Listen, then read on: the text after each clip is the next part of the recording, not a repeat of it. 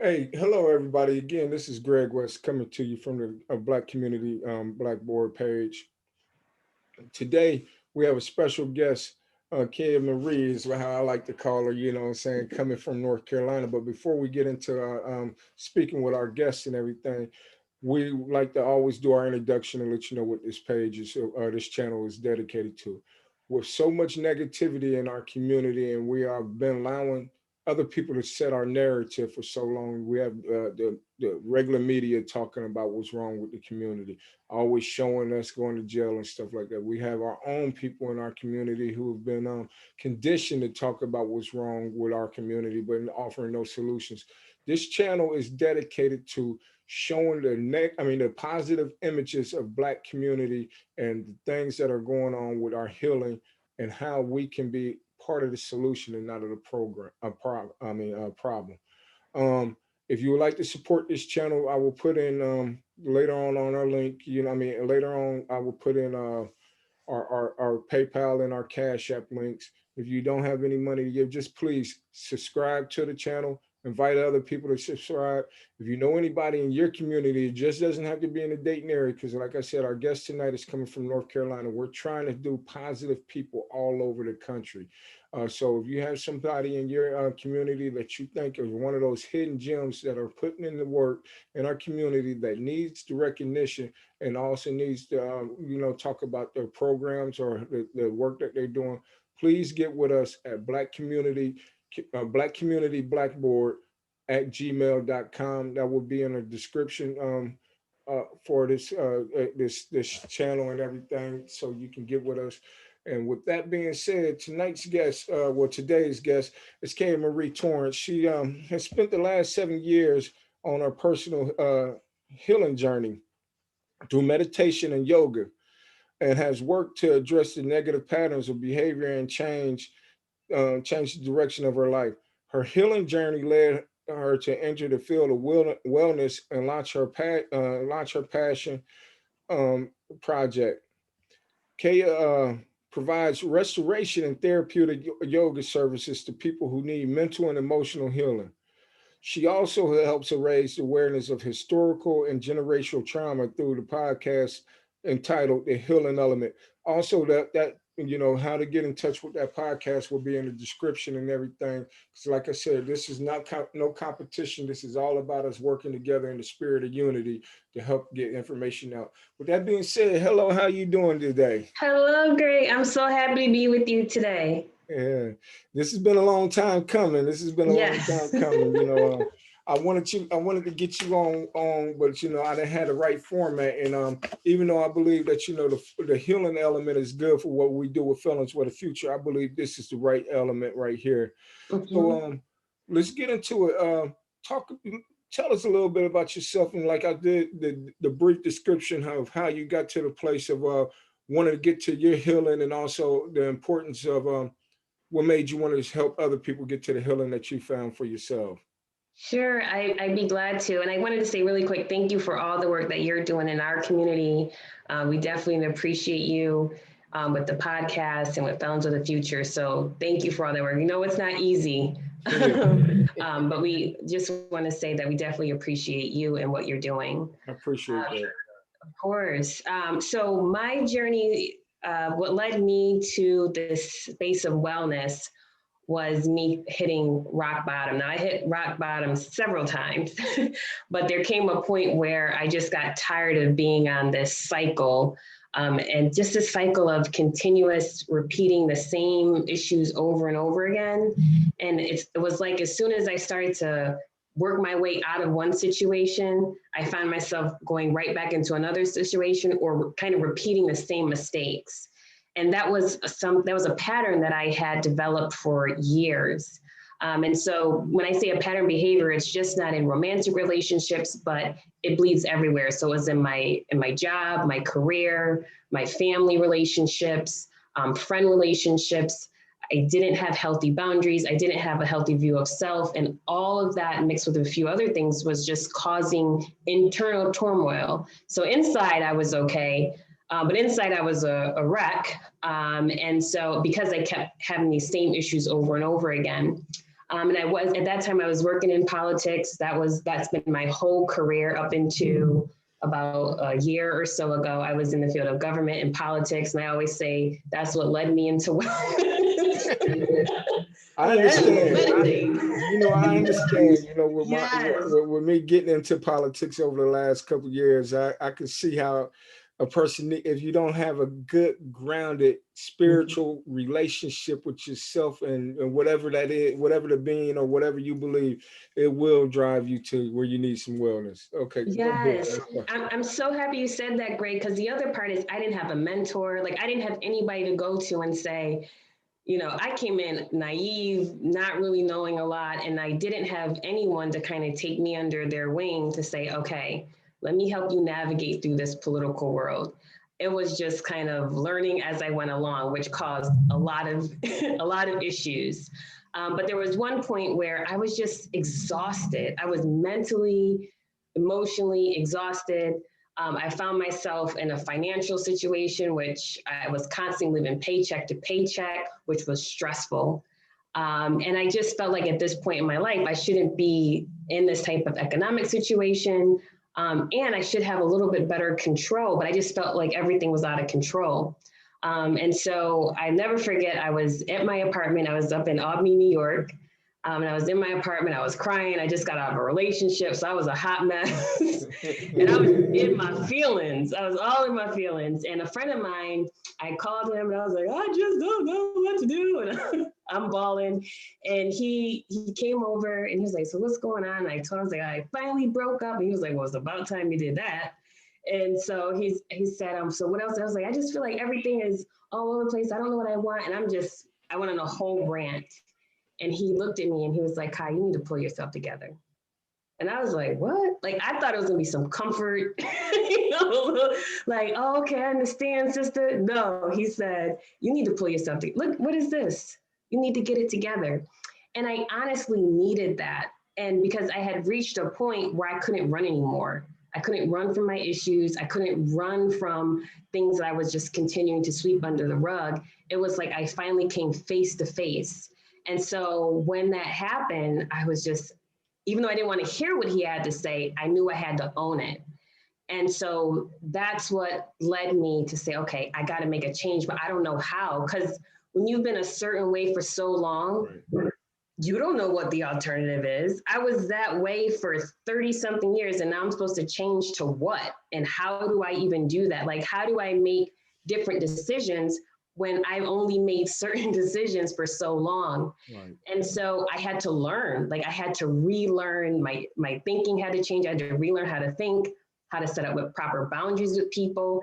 I had to develop a relationship with myself. And it was like a rebirth. And so, and in order to do that whole process, it took a long time. I'm still on that journey. Right.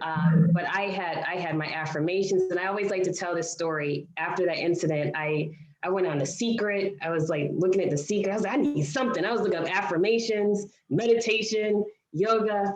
And I went to work and I had posted up, we had like little cubicles, and I had posted up everywhere these quotes. And my coworker, he walked by, and then he came, because I had so many quotes posted on the wall. So then he walked back, he's like, Kai, what is this? I was like, I'm trying to save my life. I'm saving my life. Let me be, I'm working on me. And he was like, okay, I'm gonna let you just roll with that. And I was like, hey, so I would listen to constant positive affirmations. And I will say, Greg, initially, I didn't believe anything that I was saying, like, I am powerful, I am confident. I didn't believe any of that. But I was like, I gotta keep saying it because I can't go back to where I was. So this was my lifeline to like literally start to pull myself out of muck. And so I kept doing that. And as I started to do that, I started to learn how to set up proper boundaries. And I only knew how to do that because I started to change the relationship with myself. And I started to value myself. I started to take accountability for my actions and know that even though so-and-so may have said something to me, I am accountable how I respond. And so all of that took a lot of time. So through that process, as I began to grow, I began to feel a little distance from this political career that I had. And I didn't feel that represented me anymore.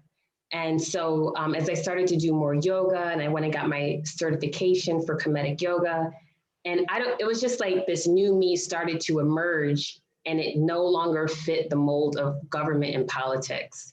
And so that's when I started teaching on the side. While I was working, I was teaching yoga on the side.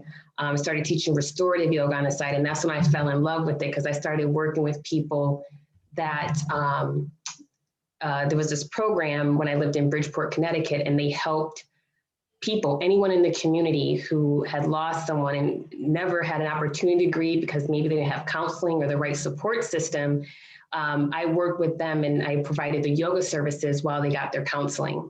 And that sealed the deal. I said, this is where I need to be. So I just continued to work, provided yoga services on the side until I got to the point where I left my job to now full-time go into the space of wellness.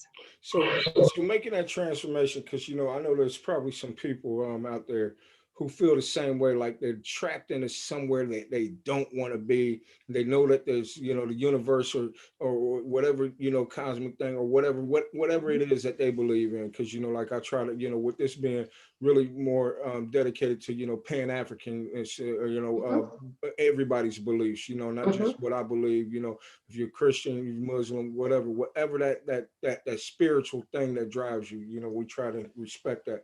But there's a lot of people that are trapped in the same thing in that cycle that you were, where they know that there's something that they're called to do, but they have that fear to step out and move in. Let's talk about that transformation and how you had to dealing with that fear and just moving from that steady paycheck, to doing something that you weren't, sure was it going, I'm not going to say where did you weren't sure now, because apparently to walk out on faith, we have something in us that says it's going to work. But, just let's talk about that so somebody who's stuck in that paradigm that I'm scared to move might get the initiative to do what you've done and move away from being stuck in a dead end rut. Yeah, that's real. I mean, the fear of change is real. A lot of people like, oh yeah, I changed my life and moved on. It is hard because you're constantly unlearning behaviors that you've had for years. And so it actually, all this, what I won't go through, well, if we have time, I'll go through all the steps, but there's about 11 principles I like to call that I enacted in my life to start to make those changes. And those are available on my website. And it first starts off with the view of self. And so when I got to that point where, you know what happened, Greg? I got to a point where I couldn't point fingers because I took time to reflect. And I realized I was always the common denominator. Right. So I ran out of like, well, he said this and she said that, and that's not saying, I hope that I don't want that to come across as people do not wrong you. Right. Yes, that happens. But I'm just saying that I had to realize that if I wanted people to start treating me differently, I first had to start treating myself differently, because there was a reason why I kept inviting certain people in my life. I kept getting in certain type of relationships. I kept having certain type of relationships with my boss. And in that pattern, again, that goes throughout every relationship that I had. And so when I got to the point of being sick and tired of sticking to, I was like, something's got to give. Like I'm maxed out mentally, emotionally. I can't, like, I'm tapping out. I'm tapping out. And so what I did, I didn't know what to do exactly. So I just I just Googled, because I remember hearing about The Secret, and maybe the universe, if you were a spirit, put that in me. Because from that point, I don't remember reading about it or anything before, but for some reason that kind of dropped in me. So I looked up The Secret, and it was talking about affirmations and how you have to change your mind. So at that point, I was like, okay, I just got to change my mind. I just got to start. That's it. I was like, I just got to start changing my mind. And so when they said you start thinking of a negative thought, you don't have to think on that. It's like if you give it energy, then you're feeding it, and that's what causes it to grow. So I was like, okay. I literally took it one step at a time. I didn't jump from my finances are a hot mess to I need a new house, a new car. I didn't do that. I started with I need to first figure out what's going on in my inner world. Right. So I just was like, okay, I gotta get my thoughts together. So that's when I have my, so literally what I did every morning without fail, I had these affirmation videos in rotation. And I'll tell you this, even while I was going through it, there was a part of me was like, Kai, this sounds stupid. Right? It's like, what are you doing? Like, I'm in the mirror, like, I am powerful. Feel inside, feeling like I probably look crazy. But I was like, this is all I got, right? Because so far, everything that I was doing was not producing the results that I wanted. So I was like, what do I have to lose at this point?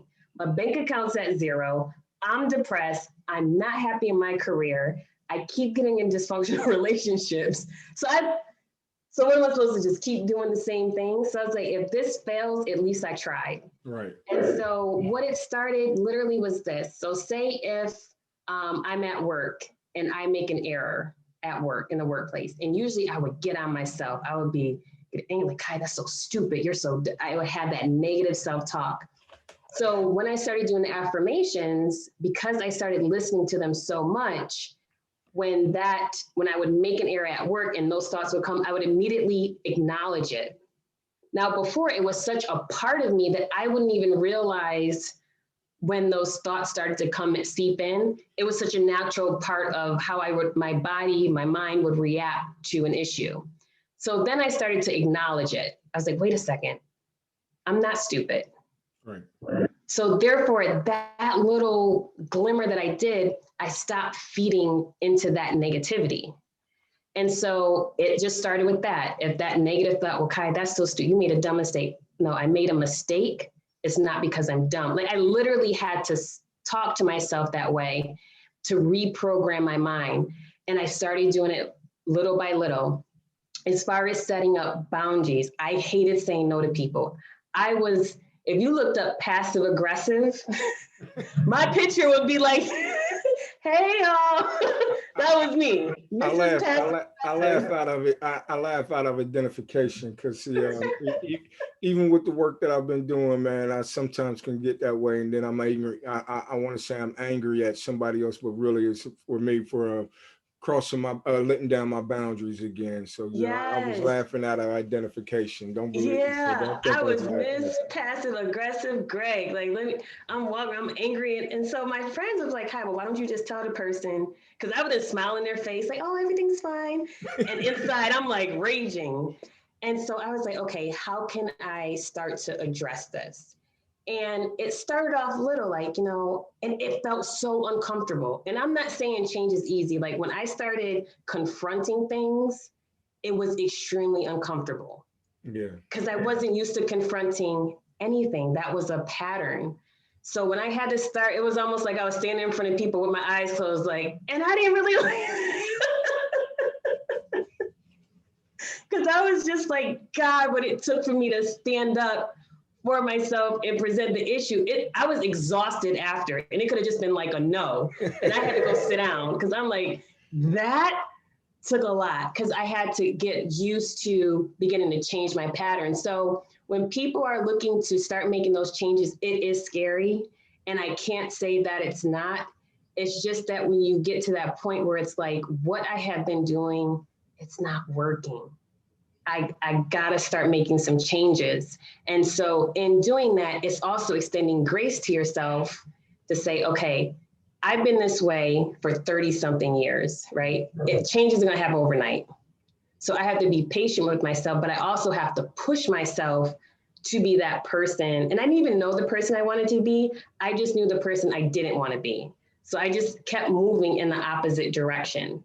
And I screwed up many times on weight. Even now, I still mess up, but instead of beating myself up, I'm like, okay, Kai, you did that wrong. You know how to fix. But now I have the tools to know how to fix it and not stay stuck and then start going backwards. So that being uncomfortable, that is natural. And it's the growth comes when you start pushing through. That's the extremely important part. And the uncomfortability, I know for me, because making a transformation over these last 10 years, of my life. Well, really, it's been 12, even though I've not gone back to jail or anything like that. My transformation really started in 2008 when I got that. that big case, not the little case I got. Well, they all of them big. If you if you go into jail, you know what I'm saying. But Yeah. that's where I started my journey, and like I can't keep on living like this. Is what you were talking about. What do I need to do? And doing some inner searching, but I was still stuck in that fear that we're talking about. About Mhm. okay, what am I going to do? Who am I? The real fear was like I thought, how I would say that how would my homies perceive me when I got back on the Mm. block? But really, what I come to find out is that interfere was like, will I even like who I am? Because like Mm. what you've been talking about, for the last 30 years, this is who you are, and you didn't know. So some of that fear kept me locked in. So let's talk about, like you talking about, that thing. For 30 years, this is who I've been, and now I don't know who I am, but I didn't want to do the same thing and moving from the opposite. What were some of those things, what were some of those things that you discovered about yourself that you didn't like? Because see, like we need to talk about this because this is all about the healing, and a lot of times it's still, in our taboo, not as much as it used to be, but taboo in our community, not to talk about these things, not to go Mhm. get on the couch, not to talk, and we don't express our feelings. What's done in this house stays in this house, and Mhm. these are some of the things that have kept us sick. So what were some of the transformation? I mean, what are some of the things that you discovered about yourself that you no longer wanted to be to get you to the point to start doing trying to be the opposite of that person? Sure. So for growing up, I was extremely shy, and very quiet, very to myself. I didn't like being the center of attention. I preferred the background. I never, I put everyone else's feelings, emotions before mine. I never wanted to make anybody angry, upset. It's just like this very appeasing person. Um, and I realized on this journey that stemmed from childhood. Now, this part was major for me on my journey as I began to heal, because this change is about healing. You're exactly right. And so at first I didn't know. I didn't know I was carrying anything from childhood. When I was going through these cycles of money and seeking validation from whether it be from men, from my job, because again, it's not just in one place. So in friendships and every of my life, I was seeking validation from other people because I needed that to then feel good about myself. And so if somebody was upset with me or if somebody didn't want to talk to me anymore, I would take so much offense to that and feel like, oh my God, what did I do? I got to fix it. Something's wrong with me, right? Something's wrong with me. And so what I ended up learning on a path, and I'll tell you how this happened. I don't think my fiance mind me sharing this story. But anyway, so what happened, and this was about 5 years ago, I want to say. So we were planning to go to Syracuse to visit. When I say we, it was me and my fiance. We were planning to go visit my parents in Syracuse, and I was trying to plan. I'm the only child, so I was trying to plan a whole thing to come up and take them out and all this stuff, right? So my father, he was kind of. I told him well in advance that we were coming up, and he's like, oh, okay. Then I said, we're coming up tomorrow. And he was just like, oh, I didn't know you were coming up. But I was like, okay, but we told you that we were coming up.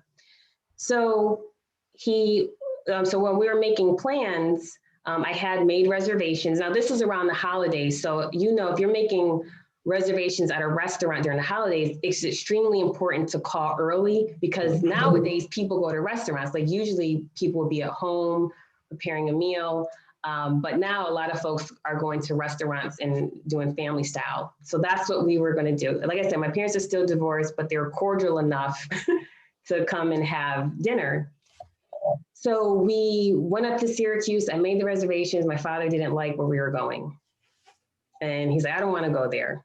So I was like, okay. I said, but I can't find another place. So I'm scrambling. I think this was like on Thanksgiving, trying to find another place. And so he said, what? He started naming places. And there were places that there's nothing wrong with them, but we wanted to go to a nice dinner and just talk and have a good time. So he's like, well, why don't we just get some fast food? And I was just like, we didn't drive 5 hours to get fast food. So at this point, I'm on 10. I am angry. I'm still trying to find a restaurant. I feel bad because Dwayne, my fiance, he's upset because he's hungry. Everybody's hungry. And my father's like, I don't know where I want to eat. So I was just like, oh my God. So we ended up going back to eat at the hotel where my fiance, Dwayne, and I were staying. So we ordered food. The food was okay. My father's like, I don't like this food. This food, I've been to restaurants that have better food than this. So I was like, but I had a restaurant. So after that happened, we said goodbye, and then Dwayne and I were talking, and he's like, Kai, do you see what just happened here? And now this was so normal to me, Greg. Like everything I just explained to you was normal. Okay. So I was upset, but it was normal of what was going on. And I'll explain what was going on as well. So Dwayne's like, do you see what just happened? I was like, I know my father didn't like the restaurant. He was like, Kai, we spent all this money to come up here. You planned out a dinner and everything that you did, nobody was grateful for anything. And you still were chasing, trying to get approval. Mm. I never looked at it that way. Mm. So I was like, I'm not trying to get approval. He was like, no, let's look at what happened. And he laid it out again. He was like, this is not healthy. Right. Where was the appreciation that you wanted to take them out to dinner after us driving all the way up here, getting a hotel, us planning things to do with them, but you're still, and when he said that, I literally had a replay in my brain of all my relationships that basically the relationship that I had with my parents, that was my model. And I was playing that out in every relationship that I had. I was always chasing validation. I was always trying to seek to appease people. And that's because I had issues with my parents that I didn't resolve. And that's a good point, because see, like a lot of time we don't realize how deep our trauma runs and everything like that, and then we'll go through the rest of our life in our brokenness. There was a post that one of my friends here posted, talking about, same biological parents raised in the same household. One goes to prison, one goes on to be successful. Was it a choice? And like everybody, we're talking, they explain. I said, well, you got to understand something. Trauma effects is all different. Just because we all might have grown up in the same household, but we see things differently. The perceptions are differently.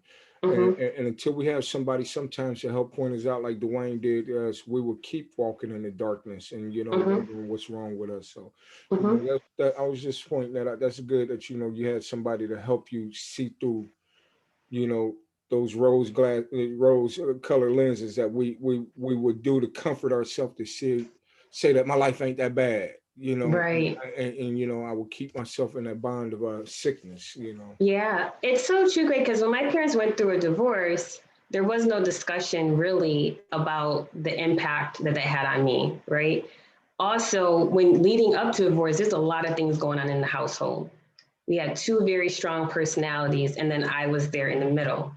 And for me, as I became an adult, I realized that I'm an empath. So that means that I can feel other people's emotions. And it almost feels like I'm going through that with them.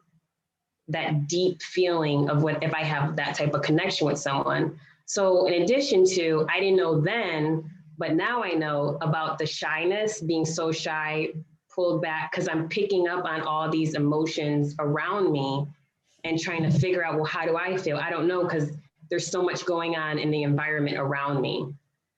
So now knowing that, of course, and there's other issues as far as the relationship that I had with my mother's side of the family, my aunts, which I do not have a relationship with them, the type of toxic behavior, and I'll be honest with you, with women, they're all women, and it was extremely toxic. And I hope, I don't want to be offensive, but it was not a healthy relationship. And then, of course, that affect my relationship with women. It affect my ability to trust other women, and to build healthy relationship with other women. I don't have a lot of female friends to this day. And so everything that I learned, and this is one of my principles for holistic living, but this is to begin your path to healing, is that when you start to reflect and sit back, you will realize that the relationships that you have are a reflection of not only the relationships that you had with your parents or the person that raised you, but also with the relationships that you viewed, that you observed growing up. So I learned certain behaviors of how women should act, treat each other through observation, but also how I was treated. So I had to begin to unlearn all that, because I learned growing up to cut people off if I feel, if I sense that I mistrust you or something, I would just cut. And again, I wasn't dealing with it though. I just would cut it off. I wouldn't talk about it. I would just, and that's what I learned. I learned growing up, you don't really address something. You just cut that person off and you move forward. I'm not dealing with the pain of what happened. I'm not dealing with the hurt. I'm not addressing the issue to see if it can be fixed. Just cut it off. And so that's something that also carried on into my current relationship that I had to fix. But I didn't even know it was that big of an issue until I got in a relationship, right? Where you can't just go cutting somebody off because y'all live together. So you can't just start cutting people off, because where are you gonna go? I'm gonna go downstairs, you go upstairs. Right. So I say that because when you're on this path, I think as different people come into your life, you realize different wounds that are inside of you. Mm. And so through that, you can begin, because I didn't know this whole cutting people off. I was doing that for 30 something years. Now all of a sudden, I can't cut you off. Now we're in the same house and I got to deal with it. But a lot of my growth happened after starting to deal with the relationship that I had with my parents.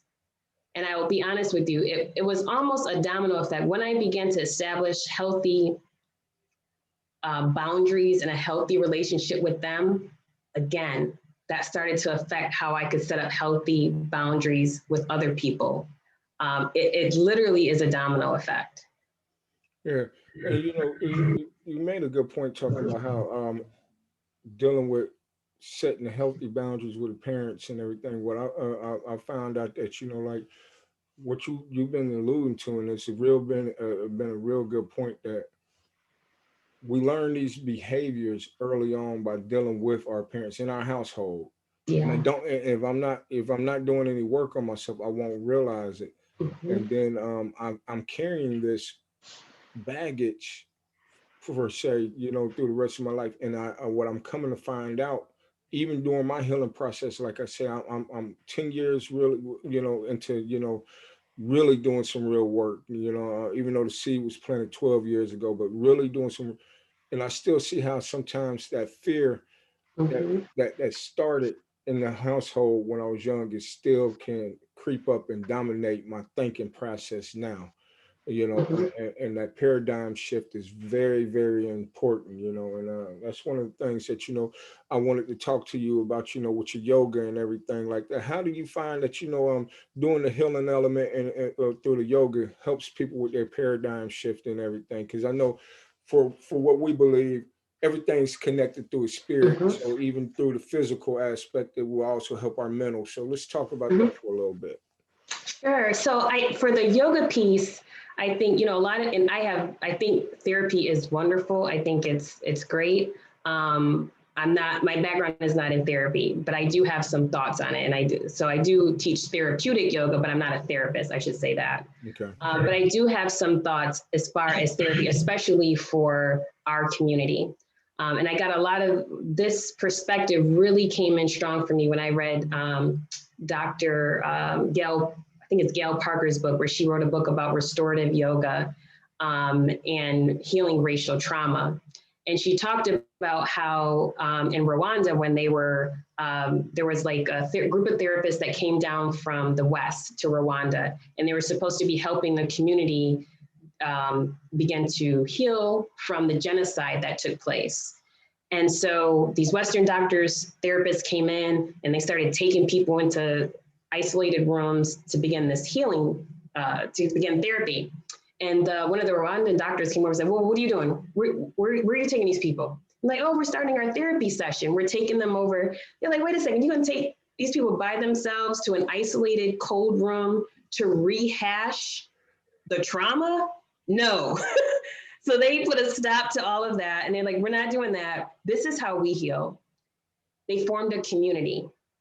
So all the people that were there, they formed a community, they formed a bond, and they were outside in nature, in the grass, under the sun, got the beating drum going, told stories, danced, provided singing.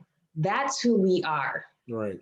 So I say therapy is important, but that's the only, I guess, caveat I could say is that I really think that's the type of healing that works for us. Not saying if you did therapy, laid on a couch that didn't work, of course, but I think that there's something to, we are a relationship-based people. That's something Dr. Joy DeGruy always talks about. And so I think it's important that if that's who we are, that's in our DNA, then that's how we heal, then that's how we heal. So I will say that I think that yoga, when I was doing that restorative yoga, and most of the people that I worked with when I was working with that organization were from our community. And many of them had lost someone years ago, never grieved. And this was like 20 something, 30 something years ago, they lost somebody, never grieved until that moment. And what happens is a lot of times, because of our experiences, we may not think about going to therapy, but most importantly, we're not comfortable in our bodies, maybe because of the trauma that occurred. And so the beautiful thing about yoga, if you're not in the space to go to therapy yet, is yoga helps you reconnect to your body and reestablish that your body is a safe place. If you experience trauma, you may feel that your body is not safe, and you may feel like a prisoner in your own body. So therapeutic yoga can help begin that process of reintroducing yourself to your body so that you know that it is a safe place and that you can feel at home, right? So that's what the therapeutic portion does. And so with the therapeutic yoga, what I do is I use like yoga, we use yoga blocks, blankets, yoga bolsters. It's really about bringing comfort and allowing the body to come to a state of ease so you can rest. So it's not like about a downward dog and do a handstand and then flip your legs over here. It's really about relaxation. So I think for some people, if you're looking to just kind of ground and reconnect with your body and establish that relationship with your body, restorative yoga is a beautiful way to do that. And that has been helpful to me on my journey. And there have been some people I work with using the bolsters and the blankets, and they'll get emotional. It will trigger, I don't like to use the word trigger, but it will, emotions will start to rise up and they won't know what this is about. Your body's releasing something. So that's the beautiful thing that I like about restorative yoga.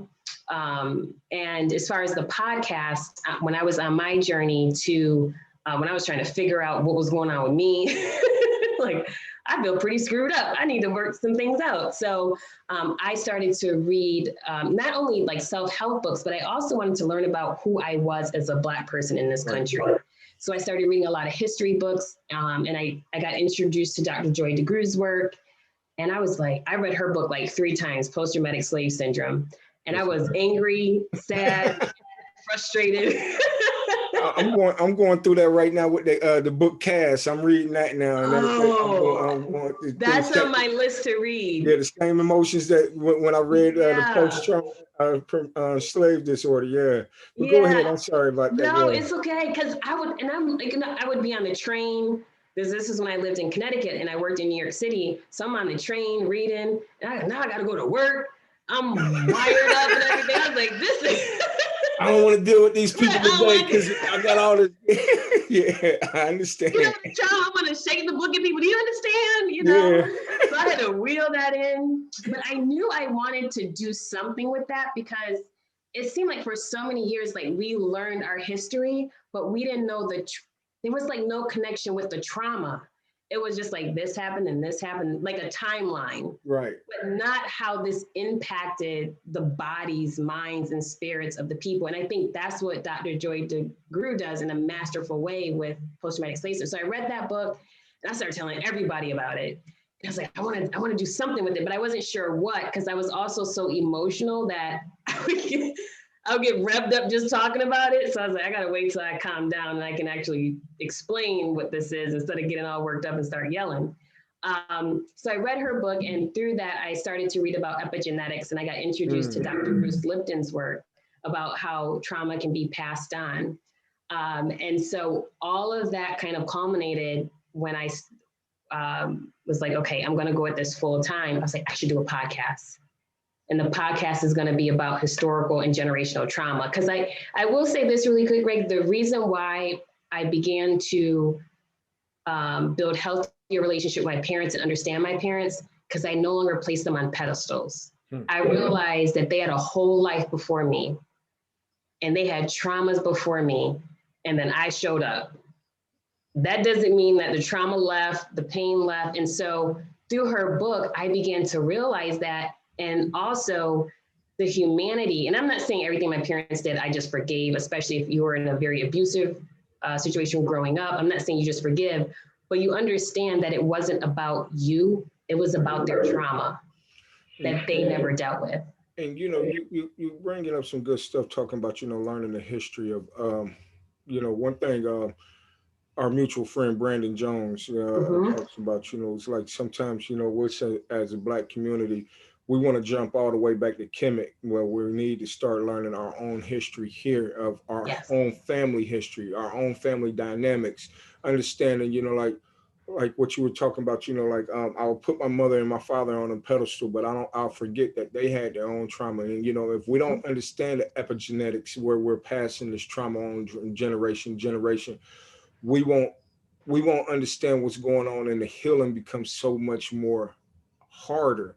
And so, like, one thing I agree with him is that we have to start as a community. I believe this, and I'm full with it, that we need to start learning our family histories a lot more so we can understand what's going on. Because like what you were alluding to about with your parents having their own trauma, then you popped up. This has been going on since we were stole from from the coast of Africa. Or even for the ones that were here prior to, what I'm saying, the slave trans, before the white people showed up, we were already here, and then we were still enslaved anyway. And now we never had a chance to heal from that slavery, and then we passed down that trauma to what I'm saying, the next generation of slaves, and then we're free and we go through so much, and we don't understand what's going on. So I believe that what you're alluding to and what Brandon says, that we have to learn in our own community about us so that we can get the healing before we can really instead of and now, there's nothing wrong with us studying our history of Kemet and Nubia, and I'm all for it.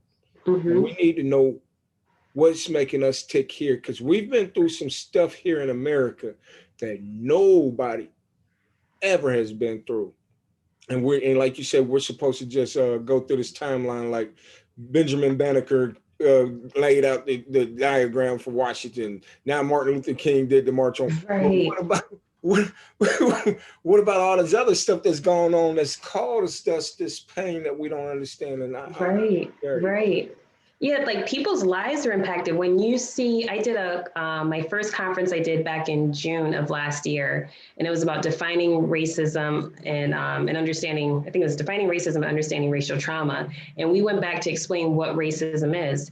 And so during that, when I didn't present, but I was doing some background research, and I saw all of these old newspapers of an announcement of a lynching. Like, oh, come down to the park at 5 p.m. We're gonna be lynching Willie Johnson.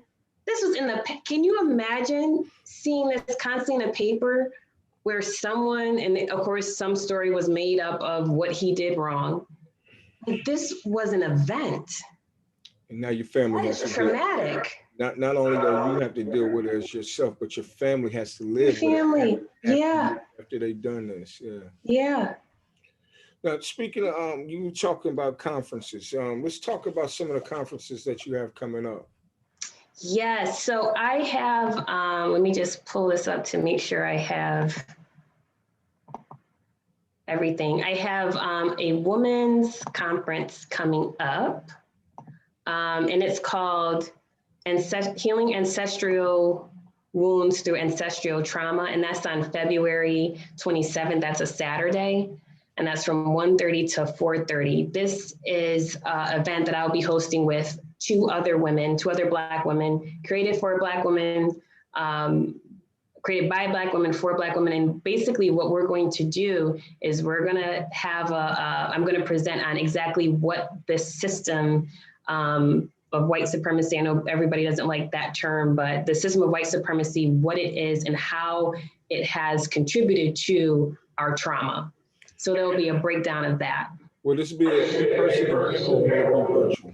It is virtual. So if you go on my website, kaimarie.com, you'll be able to go right on there and register for it. Like I said, it's from 1:30 to 4:30. We're going to do some yoga, some dance, because again, this is all a part of our healing process. So although we can't go outside unless somebody's going to be doing this outside, but so we are bringing music into it, we're bringing dance into it. So the thing I love about this workshop, Greg, is not only we're going to talk about the issues, we're going to talk about solutions as to what can I do in my day-to-day life to manage all of this that's going inside of me. So one of the presenters, DK, she provides some meditations and some grounding work that people can do in their daily life.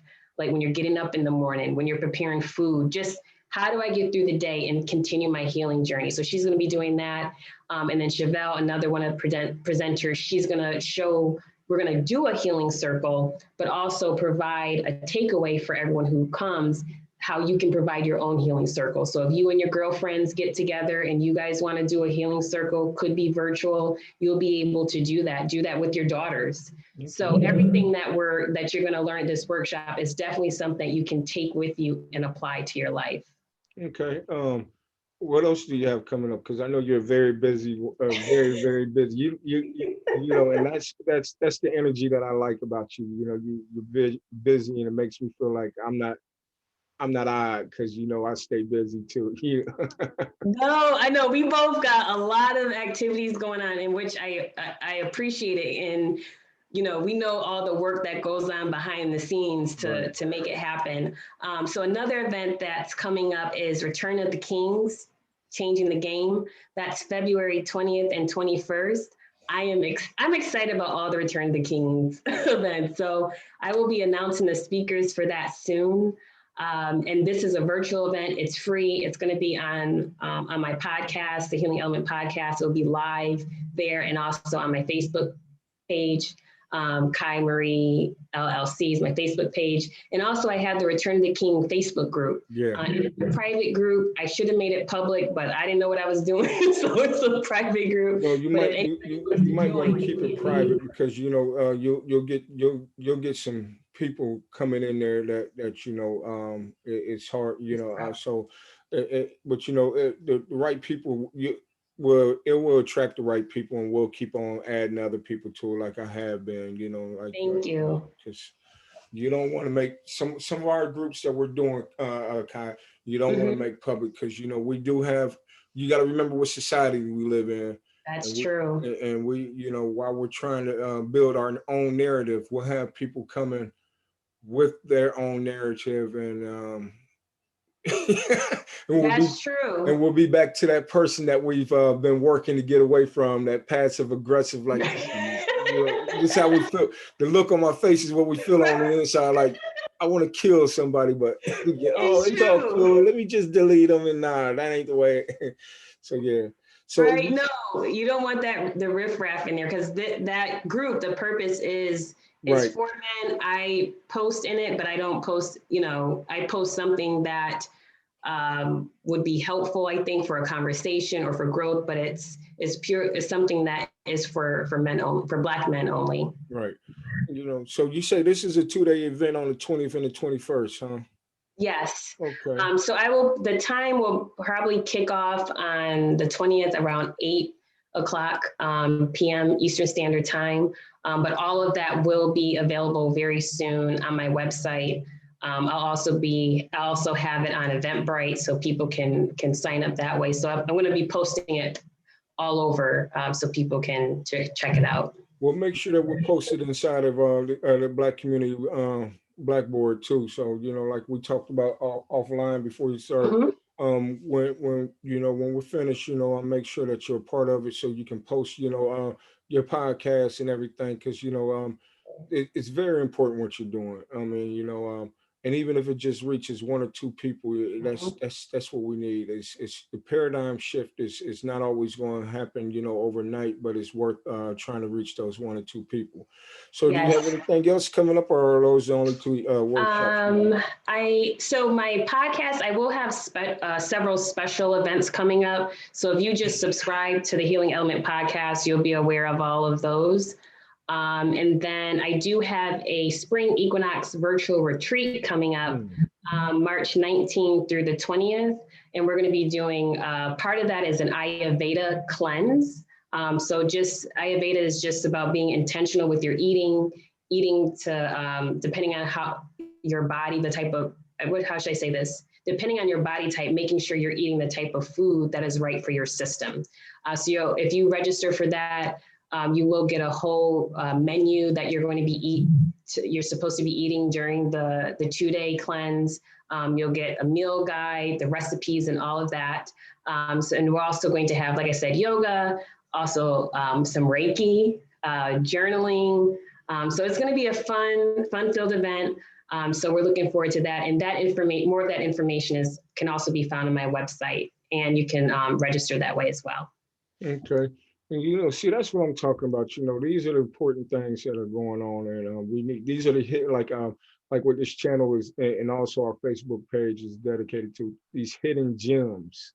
These are hidden gems in our community that will help our community, and a lot of times people don't know about them because like we were talking about before. Um, Sometimes you might have something going on, especially like in the community here in Dayton, because Mm-hmm. we're not working, and it's not purposely all the time. Because sometimes we don't even know that organizations, different smaller grassroots organizations are existing. Like a lot Mm-hmm. of people wouldn't know anything about the healing element. So like you might have something going on in our area, and then I'll say, okay, I'm going to plan something on the 20th. Instead of us being able to give all the attention to your event, and then we do ours later that week. So Mm-hmm. it's important that we start working together, and that's the thing. So like I told you before, post everything you have um, in the blackboard. That's what we're here for, to try to, so we can. I really believe, we are on the right road to the healing, Mm-hmm. Mm-hmm. and I agree. I'm no longer one of those skeptics where people will say, "Oh, the black community will never, unite," whether they realize it or not. Even when you're caught up in your negativity, you're united in that. Mm-hmm. So we just have to change that paradigm and say, "Oh, we Right. are already united." Now let's Right. start trying to change it to being positive. Right. I agree with that, Greg. And you know what? It only takes that certain amount to create change, Right. because everybody else will then start to fall in line. It's that small group that starts to make some changes, some rustling, and they can definitely impact change. That's how it always starts out. Right. So what's on the horizon for you? I don't know. Maybe is there a book on the horizon for you coming up or anything like that? It's so funny you said that, because I do, and when we were talking about fear, that was when I have been thinking about writing a book, and that fear started coming up. Like, you don't know how to write a book, right? So that is something that I am considering.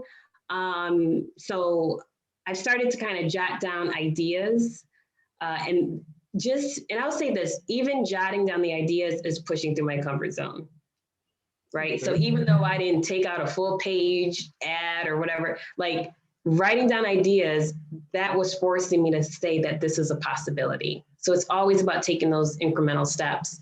So I have been thinking about it, and what the book would be about is I'm thinking about these principles that I learned, that I said are on my website, that your viewers can check out, of what it takes to heal. And I say living holistically because I think it's so important, especially as for our community, the importance of our mind, body, spirit health. that is so critical being in a toxic environment. Mm. So I think the principles that I laid out on my website, I'm thinking about putting all of that together in a book to be able to help reach more people. Because that relationship with our parents and the relationships that we view and taking our parents off that pedestal, that was game changer for me. Yeah. I'm looking forward to the book. The pressure's on. I said it here, so I Yeah, gotta make it yeah, happen. we got it first right here on the Black Community Blackboard. So, we still got about 10, 15 minutes. Let's talk about those 11 principles if you can, real quick. To help people, even though they're on the website. That way, they might hear it and want to go check them. Go on your website and check them out even more. Sure. So the first is your view of self. Your relationship, it has to start with how you view who you are. And it's not who you're projecting and I hope other people think I'm this way. Nope, it's who you are when you are home by yourself without anybody around, the real you. Hmm. And in order to begin your healing path, you have to be honest about who you are in the relationship you have with yourself.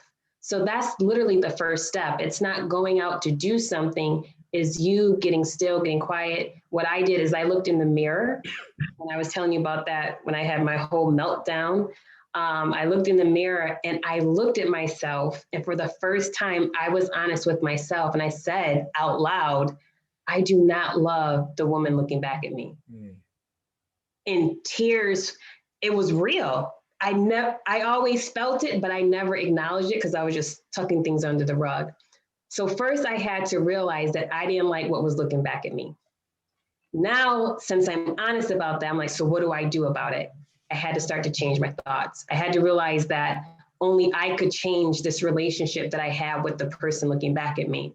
So how do I start to change my thoughts? So first, view of self. Next is the power of my thoughts. I had to understand the power that I had to begin to change how I viewed myself. Forget about other people. I had to focus on me. Okay, so my thoughts have produced this relationship with myself. Have parents and other people contributed? Yes, but at the end of the day, I kept making decisions that led me to this point. Right. So now how do I begin to move forward? When people say affirmations, I think a lot of times it sounds like woo-woo, like, oh, just, yeah, I am, you are powerful. Oh, go girl. Like, right. This is serious stuff. This is like, you know what? Because when you're saying these affirmations, you are literally reprogramming the brain. The paradigm. Reprogramming yourself. So it's not just feel good, it is about really reprogramming yourself. And it's also, like I said, when that negative thought comes back about that old you starts to rise up, it's to immediately address and say, no, I am not that. That is not me. So every morning I'm saying my affirmations. The job that I worked at, there was certain times that I could put my headphones in and I was listening to affirmations all day. This was all to build up this belief in myself. So that way I could change how I viewed myself. And this was all changing my thoughts. Once I began to do that, have a healthy relationship with myself, the next step was I started to then slowly make healthy boundaries. And that was a learning process because I didn't know how to set up healthy boundaries. So sometimes I was great and other times it was like, that wasn't the boundary. And I thought it was. So that was trial and error. I had to learn. And I had to learn what worked for me. Because I also had to learn everybody doesn't get the same boundaries. There's some people that I can let in a little bit more, and there's some people I can't. But I was just used to kind of giving everybody the same set, which is basically no boundaries. So I had to learn to adjust to that individual person. And as I began to work on myself, then that helped me and also, sometimes you may meet people on the way that can help you instead, someone like, you shouldn't talk to that person anymore. And before I'm like, but why? You should just turn people away. Like now I started to think about, okay, so why is that person telling you that? Maybe that's for a reason. So to be open to hearing that and then doing your own assessment. So the next step was our environment matters, or your environment matters. So the spaces that I'm in, am I being celebrated? Am I being tolerated? What type of environment am I putting myself in or allow myself to be in? And if it's not healthy, why do I think that environment is appropriate for me? Now, if I'm in that toxic environment and I know I don't like it, why do I keep going back to it? That goes back to view of self. What in me is telling me that I should stay in something toxic? Our environment is extremely important, and you should feel worthy that you belong in an environment where you have support, where you have security. That's just as important as your boundaries and everything. So the next step is recognizing patterns. So once you start to set up your boundaries, because a lot of this is continuing to come through reflection. So you set up your boundaries, okay, my environment. So now you've created a little bit of space, because now you kind of have people at bay a little bit. Now you can say, okay, what type of patterns do I have that keeps me on this wheel? Me, I realized that I had an issue with validation. I had an issue with people pleasing. And through the process, as I said, I learned that came from the relationships that I had with my parents. So what type of relationship do you have with your parents? Is there some healing that has to take place from that? Are you taking the relationship that you have with mom or dad out on your spouse, your partner, your friends, your boss? I'll tell you, for me, a big one, I was always seeking validation from my boss. That represented some type of parent figure, some type of authority figure. So I had to address that. Then viewing relationships, growing up, how were the relationships around me? Because if it was toxic, people yelling, screaming at each other, fighting, I would then think that's normal behavior. Right. Everybody around me is doing the same thing. But as you begin to grow and realize, like, no, I don't need to be around that anymore. And where does it come from that I think that a relationship, I should be yelling and screaming at my partner all the time? What did you grow up in? What did you observe? And then again, as I said before, the people are people. That is realizing that your parents are parents. I'm sorry, your parents are people. They had their trauma, not discounting anything that they did to you, but they had the trauma before you showed up. And unfortunately, if they didn't deal with it, you may have felt the brunt of it. But knowing that it's not your fault. And I think so many times as children, we think whatever happens to us, we did this. And if we were just better, if we just did better in school, if we just did this better. No, this is something that our parents did not address. And so now we are dealing with it. The other part is self-forgiveness and new agreements. So it is so important during this process to also forgive self. You know, when you didn't have a healthy view of self, you probably made bad decisions. Own it and move on. And I don't say move on is easy, but just, okay, what is that saying? You know better, you do better. Right. So it's understanding that I forgive myself. And many times, Greg, I had to say that to myself. Like the thought would come like, you remember you did this? And I'm like, I forgive myself. Like I didn't know, I got to let that go. I forgive myself. So that was also a process. And to establish these new agreements with myself. And these new agreements were those words of affirmations that I started saying every day. And then lastly is building resiliency. And it's understanding that everything that I outline comes through practice.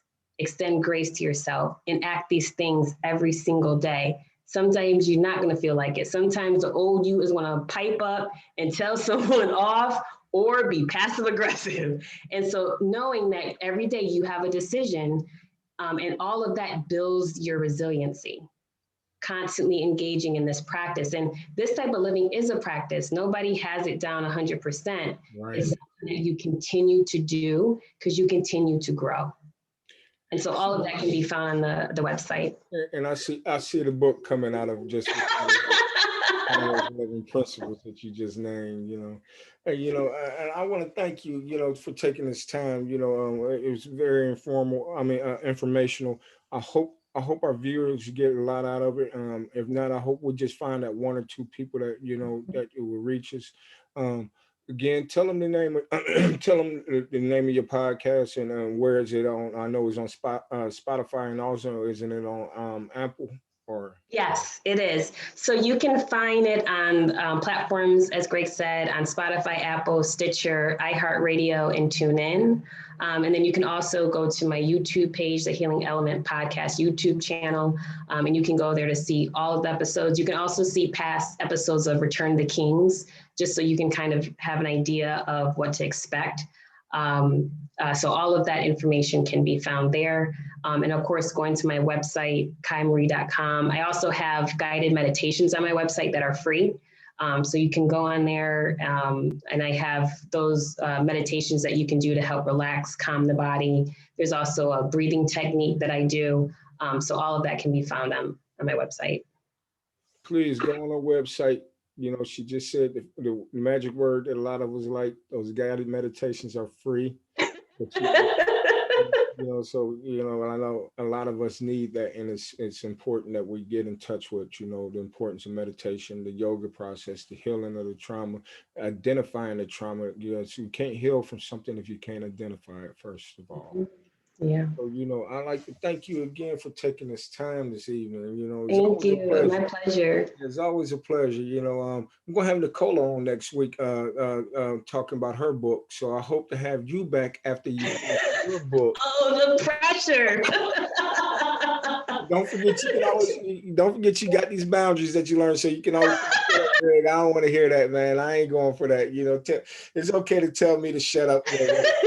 No, the book, I'm working on it. I'm working on it. But yeah, it's been a pleasure, and I enjoyed the interview that you were on the other night on Felipe's channel and everything. You and the other two women. It was always informational for me. I don't know. I might be one of the few men that can't wait to see the alerts from when you go on your podcast, because I try to support it, and I get a lot out of it, because it helps me get in touch with Appreciate it. the feminine energy in me and everything, like I'm supposed to. I just can't have the masculine and everything, because that's not the holistic thing of what the universe should be. So, like, Right. any closing remarks you have before we get out of here? I just want to again say thank you for allowing me to come on your podcast. It's a pleasure. I also got to host you on the podcast, so when people go to it, they can check out that. It's an awesome interview that we did about your organization. So I definitely, people can check that out as well. I just want to extend to the family, we're living in very challenging times, but we are a resilient people. And, there are support systems that are out there, and I'm so happy that platforms such as yours exist. But just please extend grace to yourself. If you're starting to make changes in your life, be patient with yourself. And you can achieve it. You can get through it. The resources are there. And if you need assistance, there's services such as what Greg offers, what I have on my website, they are there. So please don't feel like you're out here trying to figure it out alone. There's a lot of support that we have, maybe virtually, but there's a lot of support out here for you. Okay. Again, I'd like to thank you, and I'll make sure that we have your website in the description and everything, and also these upcoming events. I'm going if you can, once I add you to the Facebook page, please post them. There's any flyers, post them. Anything that you have coming up, please post, because it's about us, getting information to the right hands, so that we can all, as a community, start, whether they want to admit it or not. As the Black community heals, this whole country will heal. I believe that. That's powerful and so true. And some of them are waking up to it, but we got those. That's for another episode with somebody else. But listen, you have a good day, and I appreciate you coming in and doing this. This has been real fun. My honor. Thank you, Greg. Thank you.